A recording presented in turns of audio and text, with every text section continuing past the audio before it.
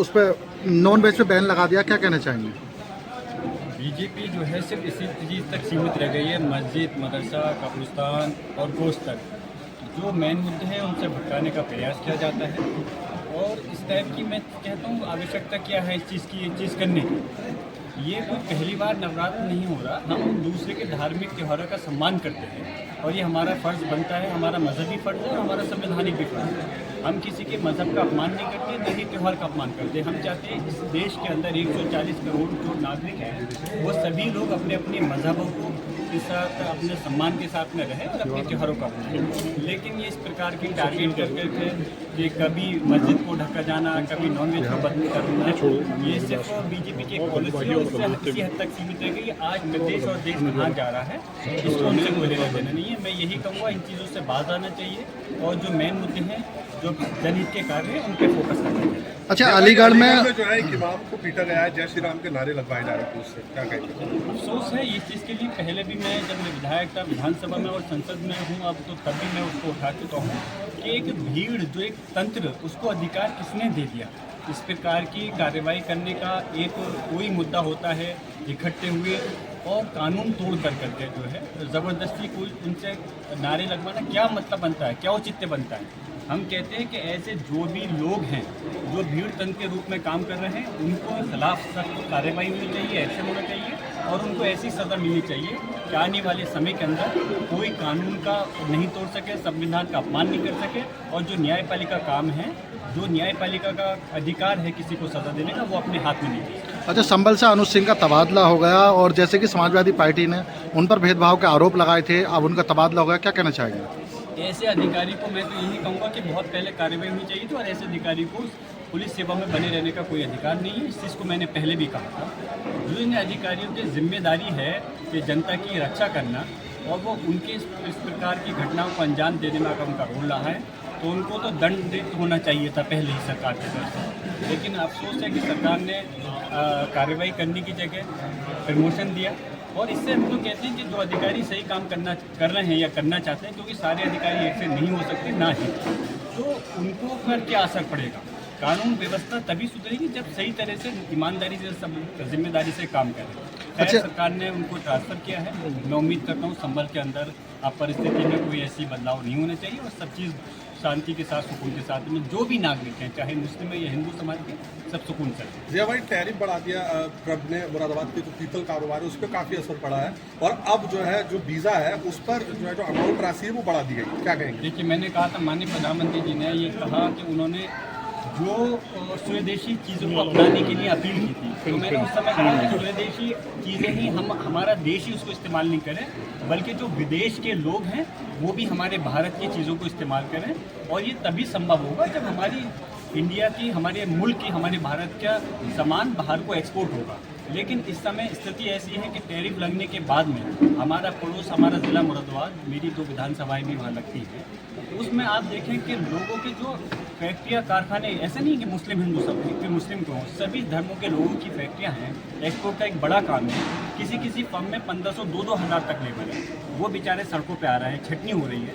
तो नीति, हमारे देश की जो विदेश नीति है वो खराब होने की वजह से लगातार यहाँ पर ये हो रहा है कि लोगों को अपने कारोबार का नुकसान हो रहा है। हम कहते हैं कि जो टैरिफ से लगातार नुकसान हो रहा है, नीति चेंज होनी चाहिए और जो कारोबार लोगों का ठप हो रहा है, लोगों के हाथ से रोजगार जा रहा है, उसको रोकने के लिए सरकार को विशेष जिम्मेदारी को, विशेष चीज़ को अंजाम देना। जय भाई, कुछ ही देर में प्रधानमंत्री मोदी राष्ट्र को संबोधित करेंगे, क्या मानते हैं आप? देखिए, हम ये कहते हैं कि संबोधित आप महीने में चाहे एक बार करें या महीने में 2 बार करें, लेकिन संबोधन में कम से कम जो लोगों की सोच है, जिस उम्मीद के ऊपर आपको सरकार बनाई है और 3-3 बार सरकार बनाई है, वो बात अलग है कि लगातार आप केंद्र की सरकार का अगर ग्राफ उठा करके देखें तो ग्राफ लगातार घटा है। जो पूर्ण बहुमत की सरकार 2014 में थी, आज वो अल्पमत की सरकार है, बेसाखी पे सरकार है। तो लोग उम्मीद करते हैं कि कुछ हमारी उसमें ये करेंगे, हमको कुछ ना कुछ हमारी जो जनहित की योजना है उसको अंजाम देंगे, लेकिन नहीं कर पा रहे, इसलिए ग्राफ डाउन हो रहा है। और हम कहते हैं, हम तो अपील करेंगे एक संसद के सदस्य होने के नाते कि इस देश के विकास के लिए, सभी लोगों के जनहित के लिए ऐसी योजनाओं को अंजाम देना चाहिए जिससे कि सब लोगों का भला हो। अच्छा, मुख्यमंत्री के ऊपर जो फिल्म बनाई गई है, क्या कहना चाहेंगे इसके? अफसोस जैसे कि पहले जो फिल्में होती थी वो इस चीज़ पे आधारित होती थी, जो घटना है, मनोरंजन है, या इस चीज़ पे प्रेरित होती थी कि किस तरह से चीज़ों को, सच्चाई को दिखाया जाता है। अब उसके अंदर भी राजनीतिकरण हो गया है, और राजनीतिकरण इस हद तक नहीं, राजनीति भी होती तो वो भी हमें बर्दाश्त होता, लेकिन जो राजनीति उस फिल्मों के ज़रिए जो राजनीति मैं तो गंदी राजनीति कहूँगा, जिसमें कि बांटने का, एक धन के नाम पे बांटने का प्रयास होता है, वो चीज़ अब फिल्मों के अंदर भी अपनाई जाएगी। हम तो कह रहे हैं कि सेंसर बोर्ड को और सरकार को इस पर तुरंत एक्शन लेना चाहिए, ऐसी फिल्मों को रोक देना चाहिए। जब इनकी फिल्में ऐसी रुकेंगी, नुकसान होगा, तो आगे कोई ऐसा कदम नहीं उठाएगा। अगर ये लोग, सरकार और सेंसर बोर्ड काम नहीं करें, तो हम अपील करते हैं माननीय सर्वोच्च न्यायालय इसमें कदम उठाए, जिससे कि हमारे देश की एकता और अखंडता कायम रहे। अच्छा, गर्भ पंडालों मुस्लिम समुदाय के प्रवेश के रोक के लिए पंडाल के बाहर पूजा, तिलक के अलावा गौमूत्र का छिड़काव अनिवार्य कर दिया गया, क्या कहेंगे इस संबंध को?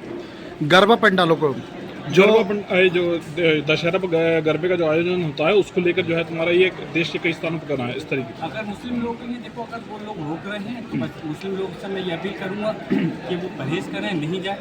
और अगर इस प्रकार की कोई बात है, लेकिन बीजेपी का काम है, आपको देखो हर क्वेश्चन में एक चीज़ मेरी ज़रूर जवाब में शामिल रहेगी कि आपस में धन के नाम पे बांट करके और राजनीति रोटियां सेकें, जिससे कि एक बहुत आसान तरीका है कि सत्ता में बने रहें। लेकिन उनको, बीजेपी को ये देखना चाहिए कि इस चीज़ से वो अपने मकसद में कामयाब नहीं हो रहा है।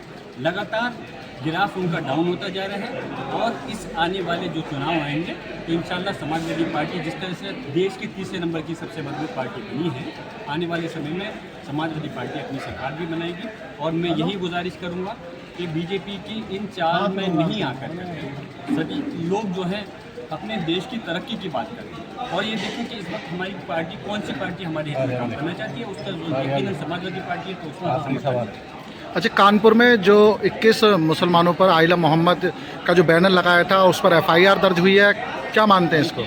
उसमें मुझे अफसोस है कि एक आज़ाद हिंदुस्तान के अंदर, हमारे मुल्क के अंदर, जिसको कि सबसे बड़े संवैधानिक तौर पर माना जाता है, वहाँ पर हमारे आका सल्लल्लाहु अलैहि वसल्लम के लिए अगर हमने मोहब्बत में कोई अल्फाज किसने लिखा, उस पर रिपोर्ट होना ये बहुत ही घटिया और नीच हरकत है। मैंने तो मांग करी थी इसमें, जिन अधिकारियों ने ऐसी रिपोर्ट दर्ज की है, क्योंकि ये गैर कानूनी रिपोर्ट है।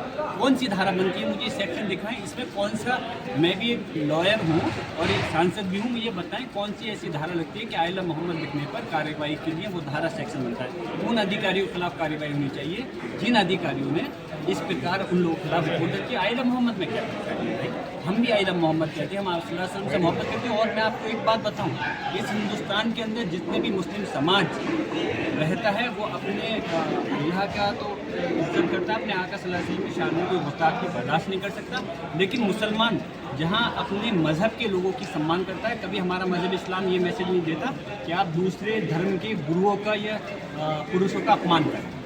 अच्छा, कार्यालय पर जो कार्रवाई की गई है, उसको लेकर क्या कहेंगे? कार्रवाई का ये एक बदले की भावना का काम है, और समाजवादी पार्टी का कार्यालय कोई पहला नहीं है, ये बहुत लंबे समय से है, जो लगातार हमारा काम करने का वो चल रहा है। लेकिन माननीय अखिलेश यादव जी भी अब इस चीज़ को स्पष्ट रूप से कह चुके हैं, अगर बदले की भावना से हमारे समाजवादी पार्टी के कार्यकर्ताओं के साथ अगर इस प्रकार का काम होगा, तो आने वाले समय में फिर समाजवादी पार्टी भी उनको सजा देने के लिए काम करेगी।